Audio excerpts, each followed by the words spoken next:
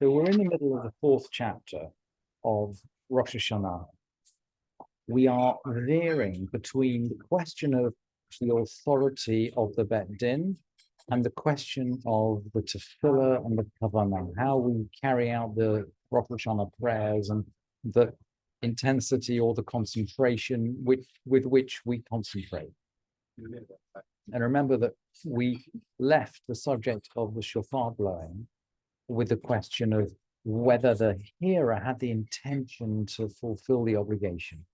So we left the shofar blowing with a question of intention, and then we veered off into the authority of the Bet Din. Remember, Rabbi Yochanan ben Zakkai decreed that the shofar should be blown on Shabbat in Yavne when Rosh HaShanah fell on Shabbat, just as it was blown in the temple when Rosh HaShanah fell on Shabbat. So Yavne, to that extent, was like the Beit Mikdash, was like the temple. And essentially we're seeing that not only is Rabbi Yochanan ben Zakkai emphasizing his authority as the head of the Bet Din in Yavne, but he's also managing the transition between the Beit Mikdash and the Beit Knesset, between the temple and the synagogue.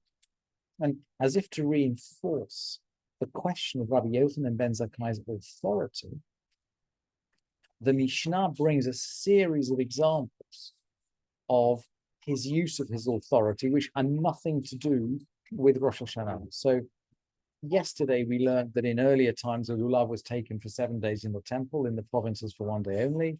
And after the destruction, Rabbi Yochanan ben Zakkai decreed that it will be taken in the provinces for 7 days. As we do now, we take the lulav for 7 days. And we pick up today in the fourth Mishnah of Rosh HaShanah, and we're going to have another example of Rabbi Yochanan ben Zakkai's of his rulings. Originally, they used to accept testimony with regard to the new moon during the whole day. So in other words, during the whole day, this is now going to be the 30th day of the month. During the whole day, witnesses could show up. How did it work? Well, remember, we always need to keep in mind that a lunar month is exactly 29 and a half days. So it's exactly 29 and a half days. So a Jewish month can either be 29 or 30 days. Either 29 or 30 days. And so the 30th day, if you like, that's the swing day. If someone shows up on the 30th day and gives evidence, then we can make that day into the first day of the next month.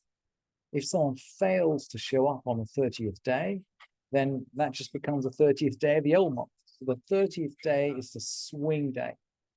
So when the Mishnah says, originally they used to accept testimony during the whole day, they mean during the whole of the 30th day. And of course, for the Levi'im in the Beit Mikdash and the Kohanim, of course, it's a problem because you have to bring the Musaf sacrifice on Rosh Chodesh, which you don't have to bring on an ordinary day. And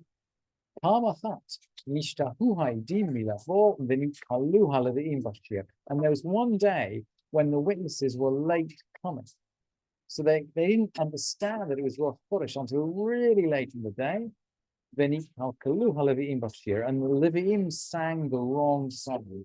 We're not quite sure which one they sang wrong, whether it was the Psalm of the day, which they got wrong, or maybe this is actually Rosh HaShanah, and they sang the wrong song for Rosh HaShanah. We're not quite sure. We suspect this is on Rosh HaShanah. So what happened? So they decreed that testimony should only be accepted until the mincha time. So essentially, until the mincha time, we can still declare that 30th day to be the first of the next month. After the mincha time, then it's no good. That day is going to be the 30th day of the old month. How do we deal with that? And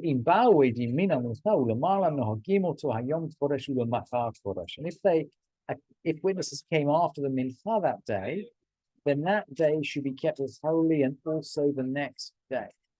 Now we see why perhaps we're talking here about Rosh HaShanah, because we're talking about keeping 2 days holy.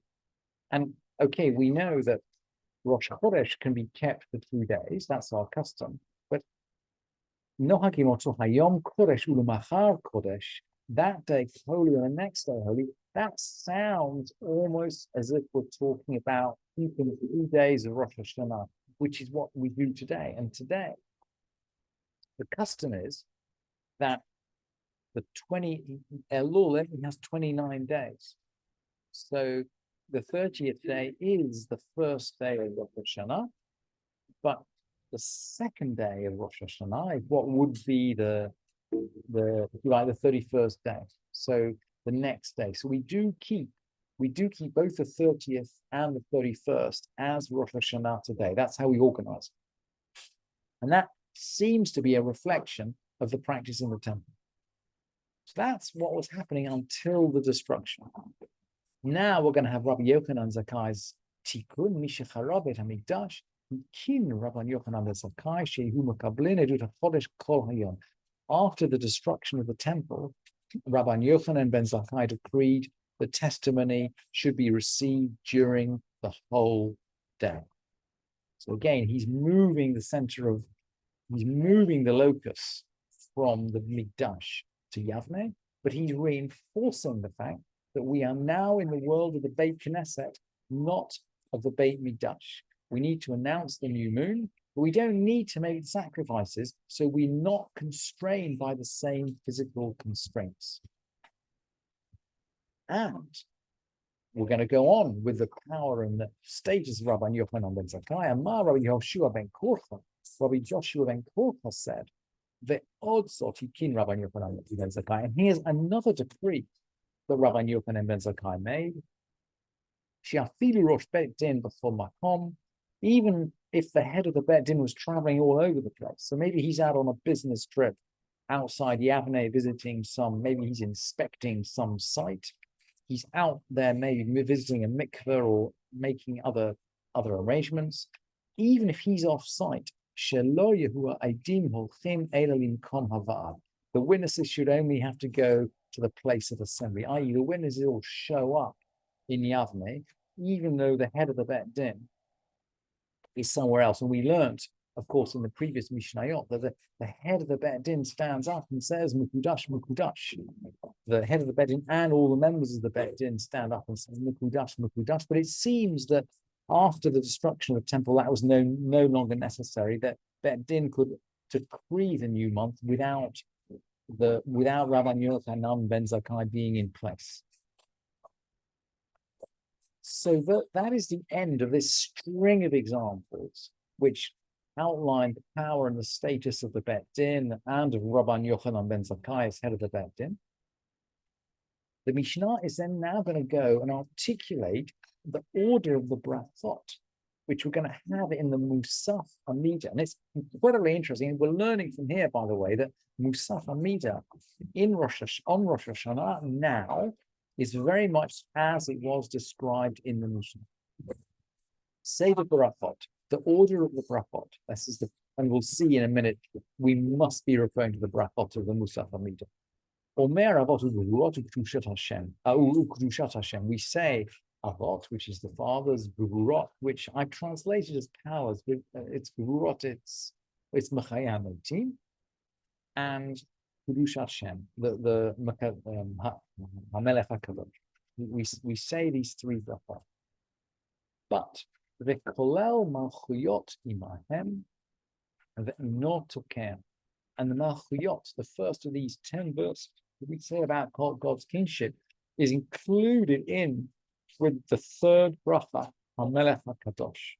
And it kind of seems logical to do it that way. And then Kedusha Hayom Vetuker, we include the kingship verses with HaMelech HaKadosh, but we don't blow. Then we do the sanctification of the day, Kedushat Hayom, that's Makadesh Yisrael v'hazmanim v'yom hazikaron. We sanctify the day and we blow. And then the zichronot, the remembrance verses, and we blow. and then the shofar blow verses, and we blow. So there are three extra portions in the Musaf amida, and for each one of them we blow. And then we say the bracha of temple service. That's would say Hamachzir Shekinat Olah Tzion. And then we say Hoda'ah, that's Thanksgiving, Modim.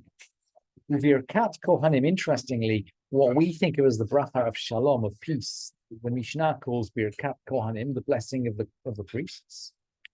And then we say temple service and thanksgiving and the blessing of the priest. And all this is Rabbi Yochanan ben Nuri. Yeah, Rabbi Yochanan ben Nuri is a well-known sage of the generation of Rabbi Yochanan ben Zakkai. He's just a fraction before Rabbi Akiva.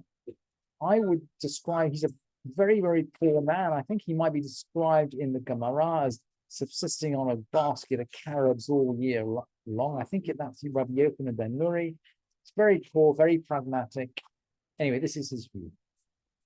Amar lo Rabbi Akiva. Rabbi Akiva responded. Rabbi Akiva is not going to agree. And we've seen before in the Mishnah, Rabbi Akiva his opinion normally wins out.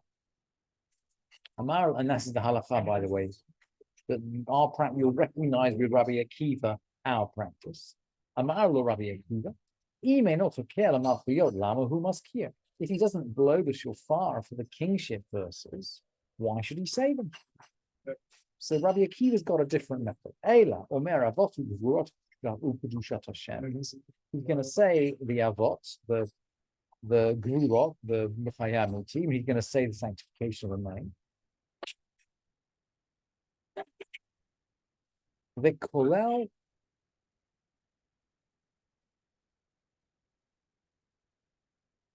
The kolel malchuyot in kedushot Hashem. The kolel malchuyot in kedushat hayom v'tokem. So Rabbi Yochanan ben Nuri mixes the malchuyot with the kedusha of God, kedushat Hashem. Rabbi Akiva mixes malchuyot with kedushat hayom, with the sanctification of the day. In other words, he brings the malchuyot in with Mekadesh Yisrael the Yom Mekadesh Yisrael the Yom HaZikaron, who blesses Israel in the day of remembrance. V'tokem, and we blow. So we blow on malchuyot, on the blessing of the day. Zichronot v'tokem. That's socher abrid. Shofarot v'tokem. We blow shofarot v'tokem. We say shofarot and we blow. And then we say Avodah Hoda'ah Birkat Kohanim, and then we say the temple service and the thanksgiving and the blessing of the priests. So that's according to Rabbi Akiva, and we can recognize our practice in the practice of Rabbi Akiva. So what are these verses?